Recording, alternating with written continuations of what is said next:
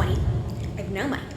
Yet I keep buying books like I am a millionaire with unlimited free time and unlimited cash. Today, I'm going to go through my notebook and I wrote down some reasons, but we're going to figure out why I bought some of these books and figure out why they're just collecting dust. I don't know if you can see all them, but there's at least like 15 in this book list. So yeah, don't judge me. This is a judgment-free zone. This is like Planet Fitness. Judgment-free zone, okay? Let's go to the first book. This is what this notebook looks like. It is a mess. Because I was writing this and I started to get more kind of angry at myself as I continued. And some of the books in here are not in here. So we might have to improvise for some of these reasons. And the way I'm going to go through these is I'm going to read this hypnosis. I'm going to put it on 2x speeds. And then I'm going to tell you what I thought it was going to be if I have read it or why I just didn't end up reading it. First book is called When I'm Dead. I got this at Books A Million because it's on discount for $7 and it seemed very interesting. So let me read you this synopsis. So, one girl murdered, another one missing, and a medical examiner desperately searching for the truth in the latest Black Harbor mystery, acclaimed author Hannah Morrissey. On a bone-chilling October night, medical examiner Rowan Winthrop investigates the death of her daughter's best friend. Hours later, the tragedy hits even closer to home when she makes a devastating discovery. Her daughter, Chloe, is gone, but not without a trace. A morbid mosaic of clues forces Rowan and her husband to question how deeply they really know their daughter. As they work closely to peel back the layers of this case, they begin to unearth disturbing detail about Chloe and her secret transgressions, details that threaten to tear them apart. Amid the noise of navigating her newfound grief and reconciling the sins of her past, an undeniable fact rings true for Rowan. Karma has finally come to collect. So I read this in the store. Mind you, I spent like 3 hours in the store. And I was like, this is going to be very good. But when I started reading this and I got like 30 pages in, and this is just my personal opinion, if this is your favorite author, still love me, please. I felt that the writing wasn't on par with the plot. It fell a bit flat. The writing felt like the writing of the books I used to read when I was a kid. And I think I was expecting something a little more than that. I stopped reading it. And just a side note, all the books that I'm definitely not picking up, I am going to donate them. Because there is no reason for them to be collecting dust. I feel like a gamer, a Twitch streamer right now. Chat, the next book I have is called City of Bones, Mortal Instrument. Mortal Instruments. This is a very long series, the Mortal Instruments. As you can tell, wait, this is the back. This is the first book of the Mortal Instruments series. We use hypnosis. And Clary Frey heads out to the Pandemonium Club in New York City.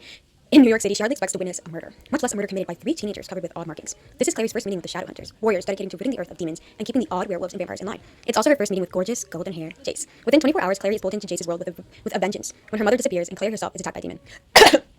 But why would demons suddenly be interested in an ordinary mundane like Clary? Clary? I don't know. How did she suddenly get the sight? The Shadow Hunters would like to know.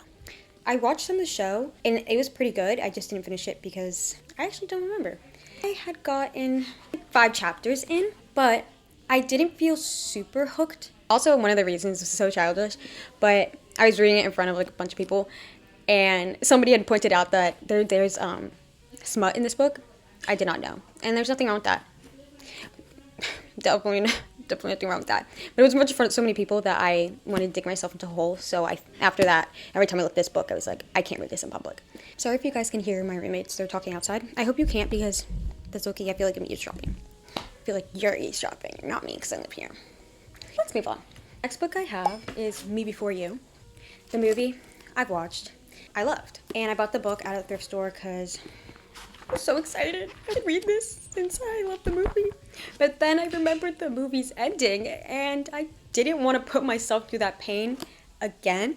So I stopped reading it because I knew I was going to get heartbroken. And at that time I couldn't handle all that.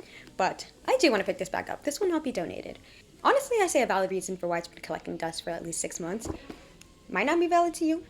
Valid to me. I don't know when I'm going to pick it back up. This is kind of the issue. I need to be rewarded after I read something. If I have all these books, I need to have an incentive, which is funny because the incentive should be that I spend my money on it and I should get something out of that. But obviously not enough when I just keep buying it and they just keep piling up. Next book we have is the classic Game of Thrones. I also bought this at the thrift. I just started this actually, so not quite collecting dust. The reason I bought it is because I've watched Game of Thrones. I've also watched House of Dragon. I've been putting it off because the ages. But in the book, they're very young. Like Daenerys is 13 or 12 or something like that. So it's been very hard for me to pick it up and read. Since I've watched the show, I know the atrocities that happen, and just feel it might be tough for me to read them. Book 5 is All of Us Villains. I bought this 2 years ago. I want to say maybe even more than that. Book Talk had introduced this to me. I literally got 50 pages in, and I gave up because I get my trusty pen. I feel like I need to be like teachering right now and pointing at the bulletin board. So, very excited. Didn't get the urge to keep going. That is all I wrote, but it just also fell flat to me. I wasn't entertained enough. I also was a little confused, and I know how to read, I hope. So, and I like the concept. It's like Hunger Games magical with 7 kids or teenagers. So, but I think it's hard to, they don't quote me on this. I didn't finish it, but all the POVs, it gives POVs from each of the 7 people. So it's hard to have a favorite character. It's also hard to feel attached to what you're reading. And that's the reason why I just didn't care for the characters. And then once I stopped caring for the characters, I stopped caring for the plot. Book number 6 is Circe. I think personally I mixed up Circe and Song of Achilles. Don't judge me, okay? They're totally different books. For some reason, I just, it wasn't clocking to me. But I really do like Greek mythology. I've always been a big Greek mythology fan since I was a kid. I, as a child, would be gifted mythology books from my parents. And I remember this one time in 4th or 5th grade, we had a mythology unit, and my teacher had mentioned a book that she was thinking about buying, but she didn't know yet. And I looked at her with like sparkles in my eyes, and I was like, I have that book at home, annotated and everything. So I let her use it for the whole semester. I felt like that girl. Nobody really cared that I brought that book in, but I genuinely felt so accomplished, loved, respect. Anyway, I thought this would be something I'm interested in, but I got the ending spoiled to me, and I didn't like what the ending was gonna be. I feel like those type of people, before they buy a book, they read the last page, but I seriously did not expect to get spoiled, and then it got spoiled for me. Oh, I didn't read the All of Us Villains back, or the Game of Thrones, so I haven't been reading them. I think it's too long. Too much of your time is being taken.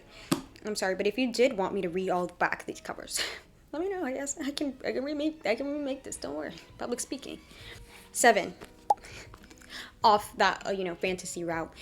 Think and Grow Rich. This was purchased in high school, so I'm a junior in college now. So 4 years, because it might have been when I was a junior in high school. And I bought it when I was going through my finance bro phase. Me and my dad had a very big finance bro phase. I think he's still in it, but on the DL. Me, not so much. So I read a bunch of books like these and listened to a Rich Dad, Poor Dad. I was into it. I even was taking notes of this book. I don't remember a single thing about it, but I just gave up.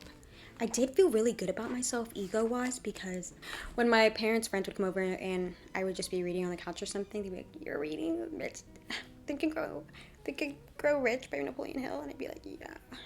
And they would compliment me and my parents. So I felt really good about myself, and then I gave up to that. I just stopped caring what people think. Book 8, Bring Me Their Hearts. Did not like the writing. I apologize. This is YA, so this is my own fault. I'm starting to realize maybe I'm not into like YA anymore, but I do like some YA books. Like, I have a lot behind me, and just the writing for me was just too much and a bit cringy. For example, I remember one of the lines that's repeated is like, I'm heartless. And at some point I was just like, we get it. It just wasn't my cup of tea. I actually rated this on Fable, I think 1 star. I apologize to the author. I just couldn't finish it, and I'm going to donate it. These next 3 books I didn't even start, but after reading Bring Me Their Hearts, I realized maybe all the books from Books A Million I bought were cringy, and I don't know if I can handle that. The next one is called The Courting of Bristol Keats. Literally, what is this about? Okay, let me read this. Dangerous Fae, dark secrets, addictive romance. After losing both their parents, Bristol Keats and her sister struck to stay afloat in their small, quiet town of Buzzkeep. When Bristol begins to receive letters from an aunt she's never heard of who promises she can help, she reluctantly agrees to meet and discovers that everything she thought she knew about her family is a lie. Her father might even still be alive, not killed but kidnapped by terrifying creatures and taken to a whole other realm, the one he is from. Desperate to save her father and find the truth, Bristol journeys to a land of gods and fae and monsters. Pulled into a dangerous world of magic and intrigue, she makes a deadly bargain with the fae leader, Tigan. But what she doesn't know is that he's the one who drove her parents to live a life on the run, and he's just as determined as she is to find her father. Did I love that? I don't know. Maybe I should give this a try. If any of you guys have read this, let me know if this is good. I reread the Hypnosis after I finished Bringing Their Hearts because I wanted to start a new book before I got into a slump. And then the more I read this, the more it felt like A Court of A Court of Thorns and Roses, and I didn't like that book. So I decided this wouldn't be the book I started. Scavenge the Stars is the next book, the 9th book, I believe. And I don't remember. Oh yeah, it's. I think I might be able to just give a synopsis based on what I remember. Girl, she's part of a crew, and evil king, prince run away, or evil queen, I don't know. Prince run away, they meet up, kind of hate each other, and I think they fall in love. I feel like that's probably what happens in this book.